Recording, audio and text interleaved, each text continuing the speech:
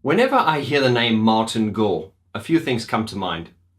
Brilliant songwriter, great singer, pioneer of electronic music, and someone who gets to dress in a very kinky way that only they can get away with, and he pulls it off really well. Another thing that we haven't spoken about in this channel is the Martin Gore laugh. I mean, Martin Gore does have the best laugh in music, doesn't he?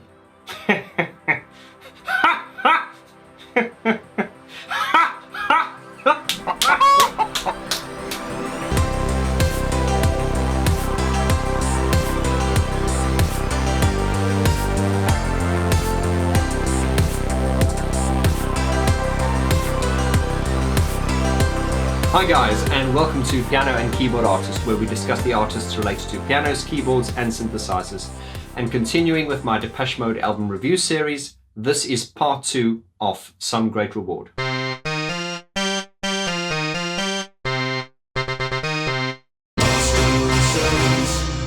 So this is part 2 of the Depeche Mode Some Great Reward album review. If you've not seen part 1 yet, I will leave a link in the description below. I'd recommend you watch that first before you watch this video. In part 1, we discussed the album in general. We also spoke about the vocals, the sound of the album, some general production techniques that we used. And in part 2 now, we are going to discuss the album track listing. And then at the end, I'm going to answer the 5 questions and give the album a score out of 10. So go grab a cup of tea, a cup of coffee, or whatever your favorite brew is, and let's get right into this.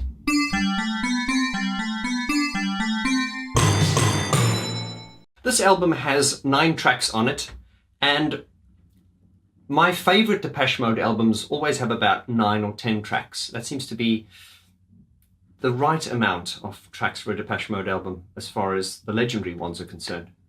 Violator had 9 songs on them, Songs of Faith and Devotion had 10, A Broken Frame had 10 songs as well. And that seems to be like I don't know why, but I just seem to like that running order of 10 songs, and I'll explain why later. I think that in some more recent albums they have about 12 or 14 songs, and I think that's mainly due to the fact that I think Dave Vaughn has contributed songs. And now, as hearsay and rumor has it, apparently there was a bit of friction between David and Martin because David wanted to contribute some songs, and of course Martin was apparently not very happy about that, and this is apparently where Fletch, the peacekeeper, stepped in and did his usual thing of mediation and made sure that everyone was happy.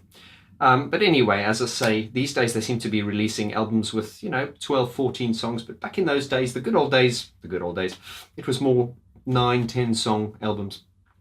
So kicking off with the first song on this album, Something to Do.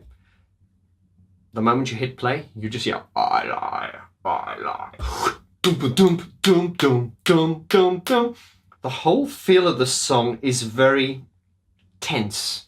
It has a real sense of urgency to it. Is there something to do? Is there something to do? It's very scary. And in part 1, I talked about the lyrics being grey sky over a black town. I can feel depression all around. To me, that was Martin speaking about possibly growing up in Basildon. One of my subscribers, Patricia Richardson, hello to you, she commented on one of my videos, and she said, no, that lyric, grey sky over a black town, was actually in reference to the coal mine strikes that were in 1984 in England here under the Thatcher government. So thank you for clarifying that, Patricia. This just goes to show that within the lyrics of this album, Martin was not only writing from a very personal point of view, but he was also very outward looking and very this album is the classic, really this is the first album where the pieces came together and sort of laid the foundation for the classic mode. And of course, by the time they got to Black Celebration, they'd really found their way. But this was lyrically a lot about feelings, domination, politics, sex, domination, sexual innuendos. Martin, you kinky bastard. Right, so looking at Something to Do, I just want to demonstrate some of the chords, and I want to use mainly the piano sound throughout the demonstration of this video. And the reason for that is I want to sort of highlight the chords and the sort of structures. And I find by using the piano sound, which is a very sort of vanilla sound. You're not sort of distracted by the synthesizer sound. So as I always say, if you can play a song on a piano without all the synthesized sounds and the bells and whistles that go with it, it does show how strong the songs are. So let's look at something to do. And as I say, it's got a really tense, unsettling, agitated sound.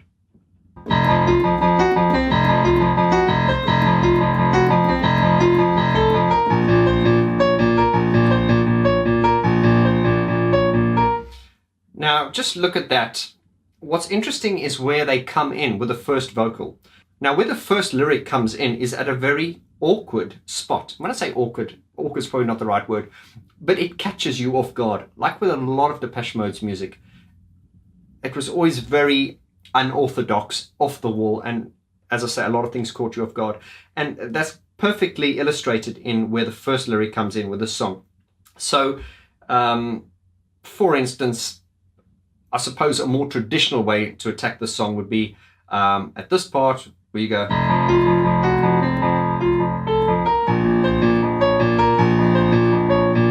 And then coming back at the F. My little girl, won't you come with me? But they don't come in on the F, they come in on this C. And that just gives it a very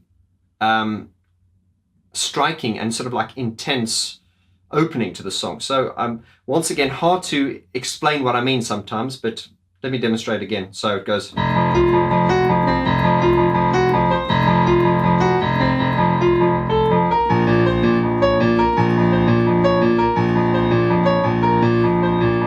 So instead of coming in the my little girl, it comes up to the C, which gives it that my little girl, won't you come with me, come with me. So where they choose to bring the first line in, it's obviously by design. It's just it's skin crawl kind of things. And once again, it's difficult to explain these things because these are personal feelings, how the songs relate to me. My little girl, won't you come with me, tell me, is there something to do, is there something to do? And this song, as I say, really taps perfectly into teenage angst and, you know, children growing up in industrial towns, boredom, sexual frustration, questions about morality, religion, and, you know, all the things that teenagers go through. It goes on to say, grey sky over a black town, I can feel depression all around. And as my subscriber Patricia said, that is talking about the coal mine strikes in Wales and the turmoil that was under the Thatcher government in England here in the 80s. But of course, even if you didn't know about that and you lived in a different country, you could relate to the line, grey sky over a black town, I can feel depression all around. You could relate to that as a teenager. I remember coming from a small mining town when I was a teenager in South Africa, and I could relate to that. Although we had perfect sunny skies, it wasn't as gloomy as it is here in England. I could relate to that lyric, I can feel depression all around. The great thing is, as I say, there are so many sexual references in this album, especially, and this is where they really got really kind of sexy. Construction Time again was more sort of industrial and kind of like talking about the landscape is changing and business and the world, and whereas this is very like, Martin had definitely grown up living in Berlin at the time. He definitely got into the whole fetish scene. Martin, you pervert. And that is illustrated by lines like, you've got your leather boots on. And I always found that was quite a strange line to get within, my little girl, won't you come with me, tell me, is there something to do? I'm growing crazy with boredom, come with me, you've got your leather boots on. It's like, why are you saying that? You've got your leather boots on. It's like he has to get that in. You've got your leather boots on. Martin, you kinky bastard. The song also goes into some really sort of interesting breaks where it just sounds really sort of discordant and machine-like and robotic. This opening track is very hard-hitting. It does sort of announce, we're back, we're serious, we're back harder than you've ever heard us before. And throughout the duration of the song, it is a very tense-sounding song. And by the time you get to track 2, which is Lie to Me, it's interesting because for the duration of the first song, you've got this kind of, it's really tense, dun, dun, dun, dun, dun, it's really tense, and then when you get that opening, those opening synthesizer sounds to Lie to Me, it has a natural kind of like relief of the tension. And I always talked about Depeche Mode albums, how the way they lay them out, you know, the track listing, the track order, the running order of the tracks is so important, and they always seem to get it spot on. And that is perfectly illustrated once again in a song like Lie to Me, how it takes away that incredible tension from Something to Do, and it's no less engaging than Something to Do. It's like watching a horror movie, and you've got those tense moments, and then it cuts to daytime, and you have that kind of feeling of relief, and that's exactly what Lie to Me does. The opening synth chords are, and then you've got this really enigmatic melody.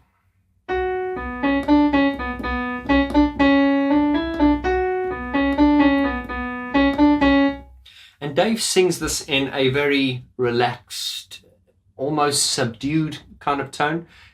With the opening track, "My little girl, won't you come?" He's really going for it. It's really intense. And then, you know, for it to get to track 2, it's got that, "Come on, lie with me."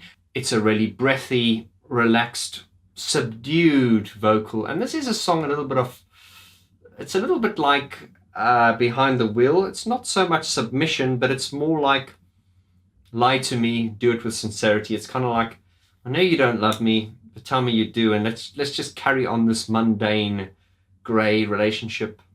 And of course, you could read into it any way you want to, but that's the great thing about Martin's songs, they are so open to interpretation, and he never sort of describes them because they are very personal to him, and he likes to leave the interpretation of his songs up to you, the listener, which is just the way it should be. So it has that enigmatic little...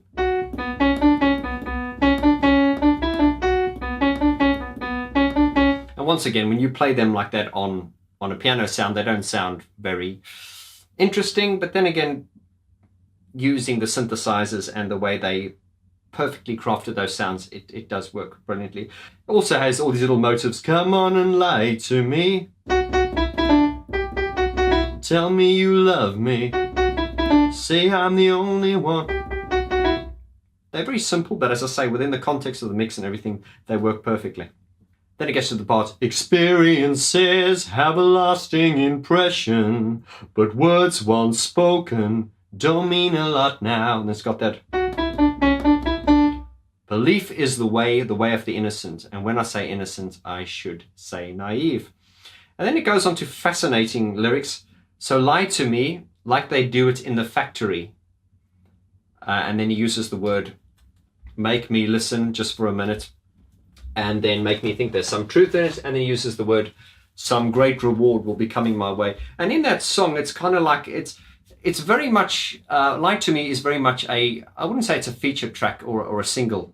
It's more just an album track, but they do sort of put the line, some great reward, in there, and it's kind of like thrown away. It's kind of like, when I say thrown away, not in a bad way, but it's kind of like they don't actually have a song on the album called Some Great Reward. It's just a lyric in an album track, so it's not like a major featured line of a song, which is interesting. Like they do it in the factory. Once again, we have a factory here. Yeah, fascinating. I love I love the intelligence behind Depeche Mode's music, Martin Gore's songwriting. There's a lot of intelligence and a lot of little Easter eggs and things hidden, and, you know, sometimes hidden tracks, and really just groundbreaking stuff that no one was doing at the time, especially not in the sort of mainstream circles. We then get on to track 3, which is an incredibly radical, groundbreaking track, the most sort of standout song on the album as far as, I think, innovation and approach to sound and acoustics and synthesis go. People Are People. Now, looking at the chord structures of People Are People, it's very simple. And it has a really sort of like robotic kind of sound. And I kind of, to my mind, I kind of break it down into, there are 2 sides to People Are People. There's the dum dum dum dum dum dum dum bum bum bum bum bum bum bum bum. It's very, if you listen to that melody, it's almost childlike. It's got that robotic And once again, this is hard to explain because this is just how I see it. But it's almost like this big menacing machine. It's this big menacing machine. Bum, bum, bum, bum, bum, bum, bum, bum. It's menacing, but if you listen to the simplicity of that melody, it's bum, bum, bum, bum, bum, bum, bum, bum, bum, bum, bum, bum. It's almost childlike. So it's interesting. It's this menacing sound with a really childlike type melody. And I don't know if I'm explaining myself right, but this is the way it makes sense to me. And that robotic sort of menacing side of the song has very simple chords. It's just people are people, so why should it be? You and I should get along so awfully. People are people, so why should it be? You and I should get along so awfully. Then the and it's got the bell and interesting sound that you know, it's obviously a voice where they went ooh, and then they pitched it and you know, combined with a bell. And of course, how they created those sounds, only they know, but they were very, very iconic sounds. And so we're different colors and we're different creeds and different people have different needs. It's very sort of one note, but then you've got cordial information over that note, but not in the form of chords, but rather in the form of sounds and, you know, found sounds and ensemble sounds. It's really brilliant. So you've got all that machine-like melody, as I say, and the machine-like roboticness of the song is usually when Dave Gahan is singing. I'm not saying his delivery is robotic. His voice is very powerful and direct, but the instrumentation under Dave's voice while he's singing the people are people, so why should it be? You and I should get along so awfully. It's that bum, bum, bum. But once it gets to Martin's part, that's when it becomes really light and human. And that's what's the great part about this song is how it goes from that heavy, strong, robotic, menacing, and then it gets to Martin's part, which is I can't understand what makes a man hate another man. Help me understand. And Martin sings it in his beautiful, sweet balladeer voice that he has. And just the way it contrasts between Dave's direct and so we're different colors and Martin's I can't understand what makes a man hate another man. Help me understand. The way, you know, it's that contrast between Martin's voice and Dave's voice, and Martin's part being the really light, sensitive part, and Dave's being the sort of machine menacing part. I hope I'm making sense here, guys, but I think you can understand. And when we get to the Martin's part, it's very simple. It's just from the F to the D minor, then back to the F, then to the G, and they've got a lovely little melody which they play over the top of that, which is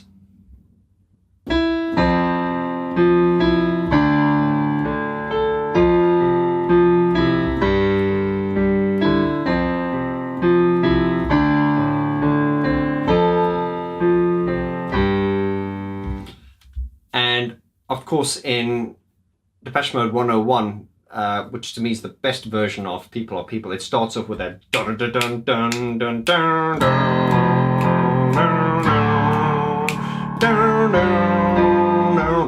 It's got a really epic intro, and as I say, the beauty of the song has so many layers, but to me it's that contrast between Dave's performance and Martin's being this sweet, warm, I can't understand what makes a man hate another man, help me understand. And then Dave's, you know, direct, powerful delivery over the sort of like robotic machine parts, as I call them, and they've got that. And despite the fact that they're sophisticated and menacing sounding, they are accompanied by a very childlike melody.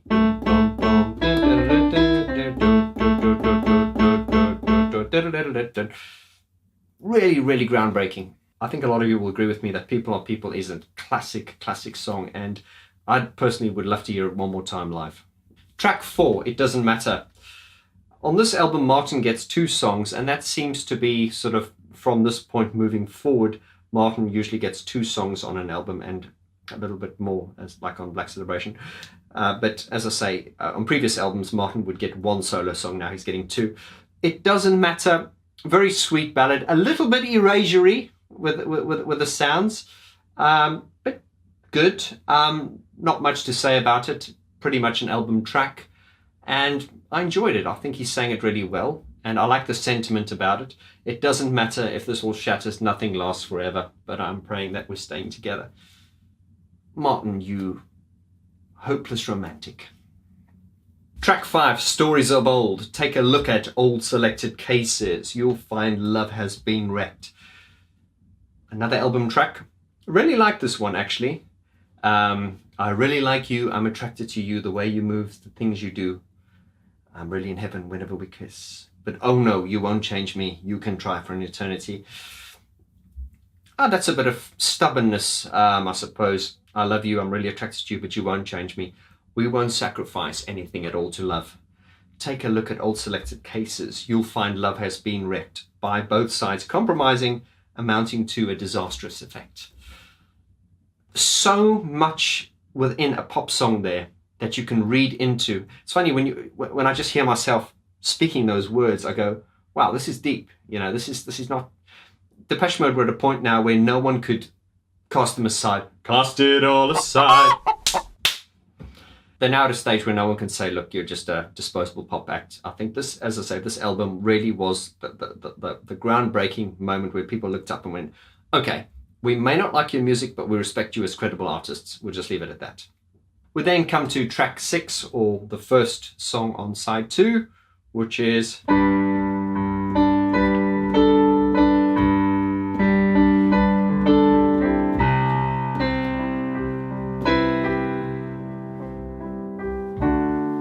Somebody, one of Martin's most beautiful songs. It's not one of my favorite Martin Gore songs. Having said that, it's better than a lot of the more recent ones he's done. But I think that will always be, in most Depeche Mode's hearts, there'll always be that tender moment of the show where, Dave goes off and has a chill out, and you get Alan Wilder will jump on the piano and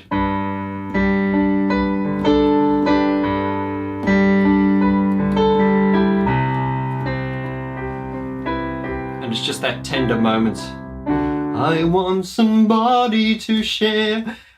The interesting thing about the song was that this was like the first sort of piano ballad or sort of like acoustic song they did, but still within that they still pushed the frontiers of technology, because it wasn't sort of recorded just as a piano ballad.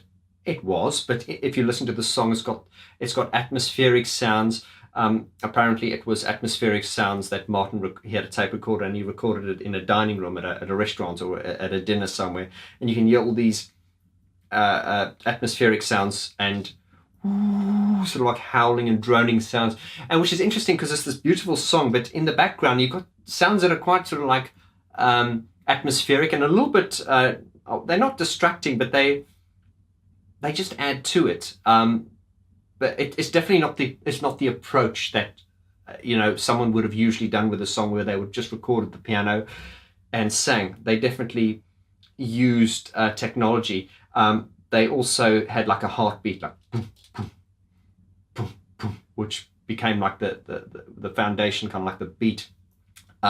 Daniel Miller also talks about there these massive tape loops that they used to fade in and out, and they had no idea if it would work. They were purely pushing the frontiers of sound, and it did. There was a lot of experimentation in those days. Another fascinating fact, Alan Wilder said that while they were recording this song, Martin decided he wanted to give a more honest performance, so as a result, he decided to strip off and do it naked. Martin, you pervert. Martin, you kinky bastard. And Martin did do a fantastic vocal on that song. As with all the vocals on this album, they're outstanding. We then get...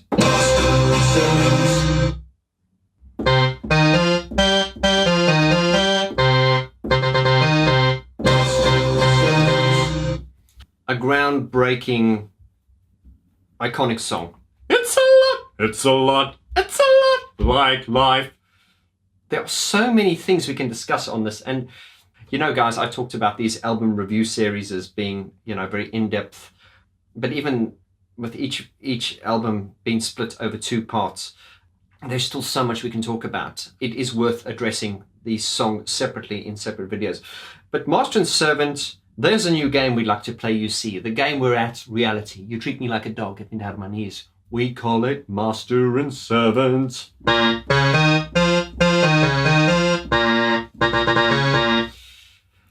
The time-old story of humanity. Domination's the name of the game. In bed or in life, they're all just the same, except the one you fulfilled at the end of the day. Here, Martin has summed so much up in this song.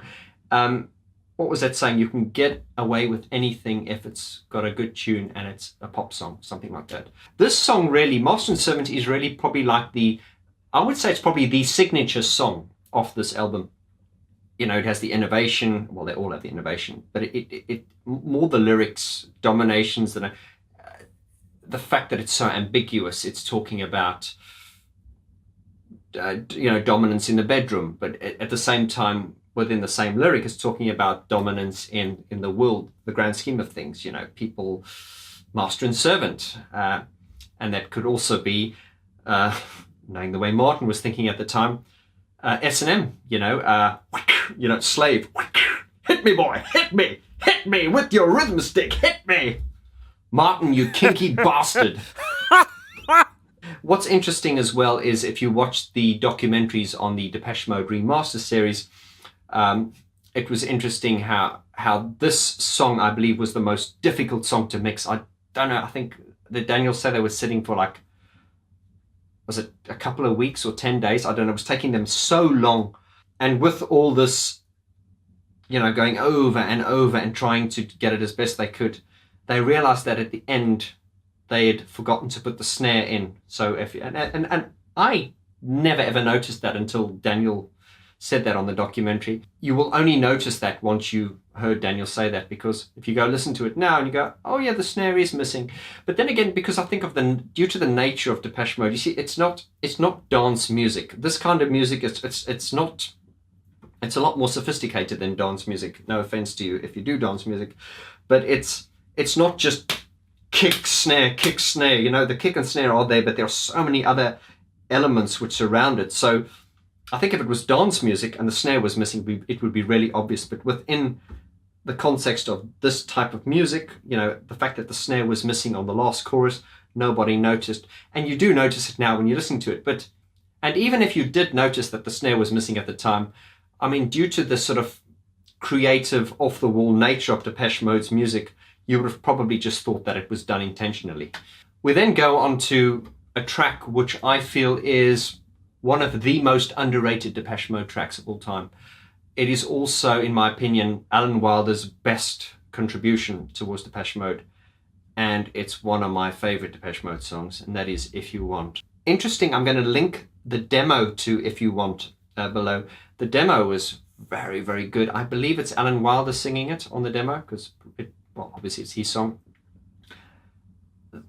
We've come back to this before, where Alan's always said he's not a songwriter. He doesn't see himself as a songwriter, but, you know, the songs that he did contribute were fantastic. And If You Want, to me, is the ultimate Alan Wilder Depeche Mode song contribution, and one of the most underrated Depeche Mode songs, and one of my personal favorite Depeche Mode songs. It's just got this obscurity all the way through. It's got a cold, menacing, and what really gives it its sound is the way Dave sings it, working weeks come, and you've got Alan singing over Dave, well, singing at the same pitch, so he's not singing a harmony or lower, they're singing in unison together.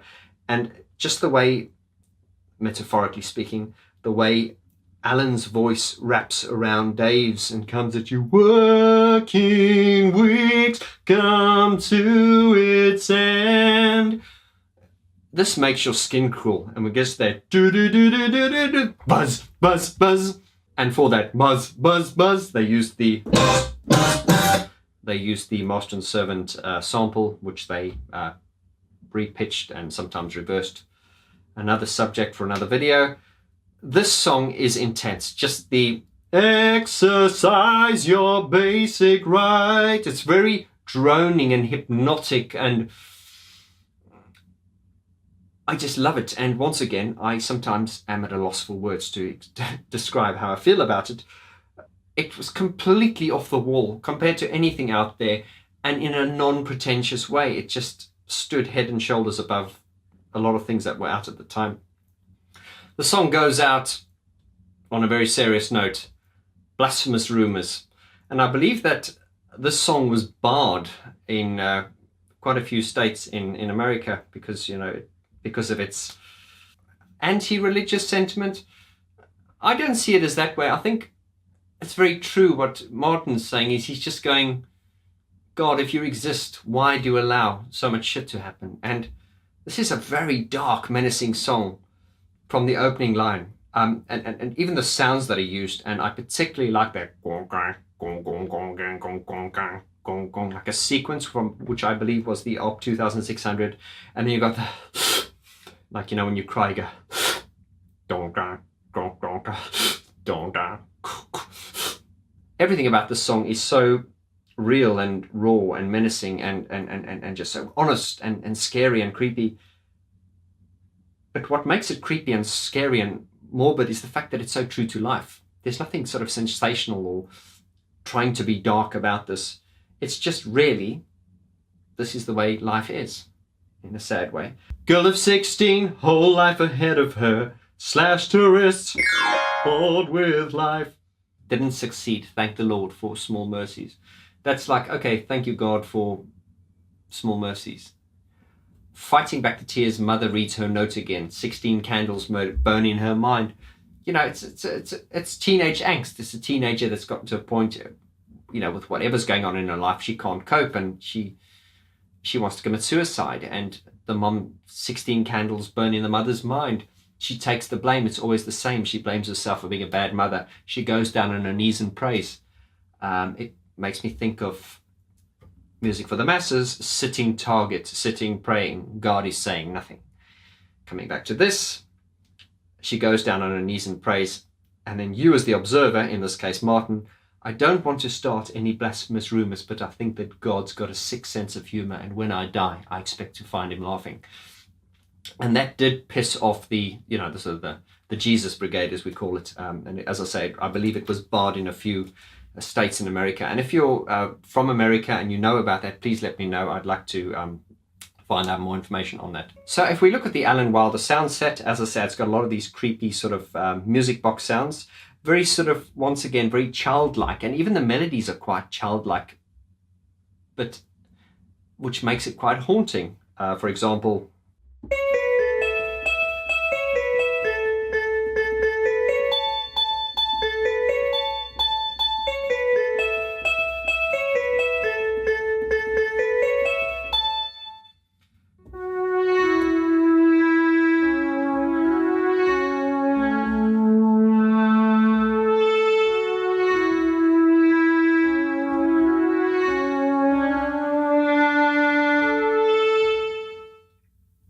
even in isolation, that's a very, very haunting sound. And you've also got some great innovation in the background. So it's not only a great song, which has got very deep, meaningful lyrics, but also the innovation in the background. You've got that, I talked about in the last video, how Martin Gore sampled the sound of a pebble, on a sort of like glass sliding door. You've got the runner, and he'd roll the pebble, and they'd record that, and that's actually in the song, the sound. There's also the sound of a bicycle wheel, and if you look at their concerts round about the 84, 85 period, they would have like a bicycle wheel on the stage, and I think that was for Blasphemous Rumors. You flip the wheel and take a stick, and you can hear that bicycle spokes being the sound of the bicycle spokes in Blasphemous Rumors, and you can hear the girl of 18. There's also scissors being used as cymbals. There's also the big vroom, vroom, big corrugated iron plate, which makes a whoop whoop kind of sound. Anyway, an incredibly innovative song with very deep, morbid lyrics, but which are very, very true to life. And Martin's music really makes you listen. It makes you concentrate. And this is just one of those songs which prove his genius as a songwriter. And it's quite a slightly morbid way to end the album, because when it gets to the last chorus, I don't want to start any blasphemous rumors, it kind of fades out, and then it comes out with a reprise, and that's, and then the very last sound you hear on this album is, it's very creepy and very unsettling, but this is a work of absolute brilliance. I love this album. I absolutely do. Right, let's jump into the 5 questions.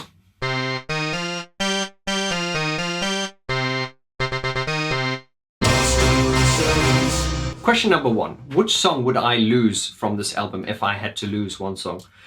Now, I was thinking about this the other day. Whenever I listen to Depeche Mode's music, I don't listen to Depeche Mode as much as a lot of you would think I would. I never sort of listen to Depeche Mode's music sort of like passively. What I mean by that is I don't put it on and listen to it in the background. Whenever I listen to Depeche Mode, I really listen to it. I usually have a set of headphones. I put a vinyl on if it's appropriate, and I like to listen to it from beginning to end. I don't sort of like open up a playlist on, you know, on music streaming and go, oh, I want to listen to World in My Eyes, and then I want to listen to Everything Counts. I don't do that. I would typically, let's say in this album, I would put it on and I would listen to it from beginning to end.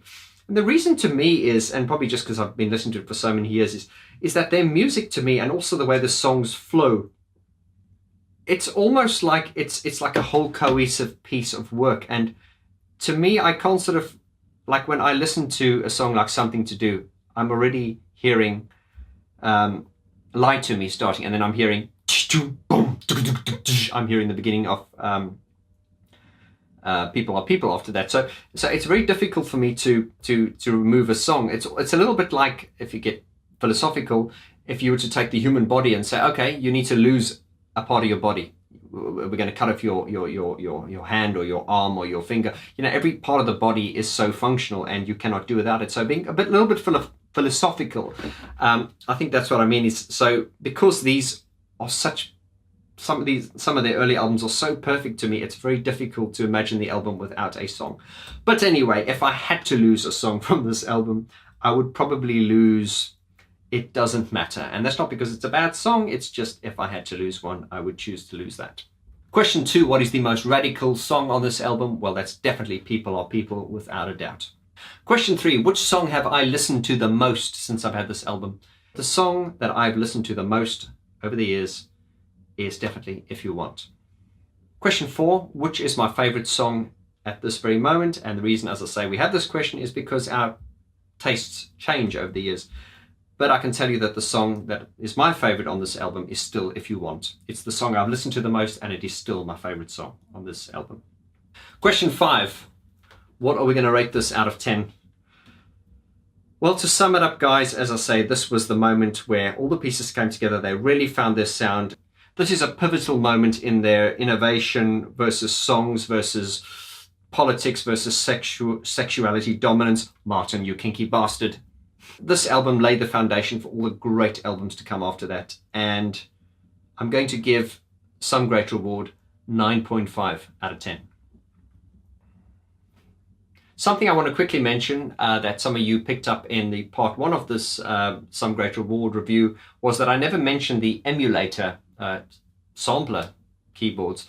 The reason for that is I really want to do a separate video on that, and to do that I'm going to bring in my good friend Simon Forsyth, who you saw in a previous video. Simon is not only a guru on synthesizers, but he's actually owned every single version of the emulator keyboards, or sampler keyboards as well. Now, I personally know a lot about the emulator sampler so far as what I've read about it. Theoretically, I've never had the privilege of actually, touching one or playing one.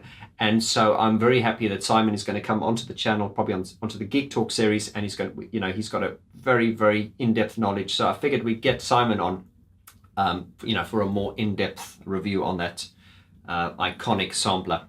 Right guys, and this concludes the album review for Some Great Reward. I hope you guys have enjoyed it. Please leave your comments below. Anything you want to say or elaborate on the subject of Some Great Reward. Also, answer the 5 questions which I've answered, which was question 1, which do you think is the track that you would lose from this album if you had to lose one? Question 2, what do you think is the most radical track on this album? Question 3, which song have you listened to the most since you've had this? And question 4, which is your favorite song now? And then finally, what do you rate this album out of 10? As I say, I gave it 9.5. Guys, I'm looking really forward to the next one, which is Black Celebration. Once again, reminding you, I'll be getting Brian Griffin on again, and he will be talking about his the design and the album sleeve of Black Celebration. As always, I want to thank you for your support. Hit that subscribe button if you haven't yet, and I look forward to seeing you on the next video. Take care of yourselves.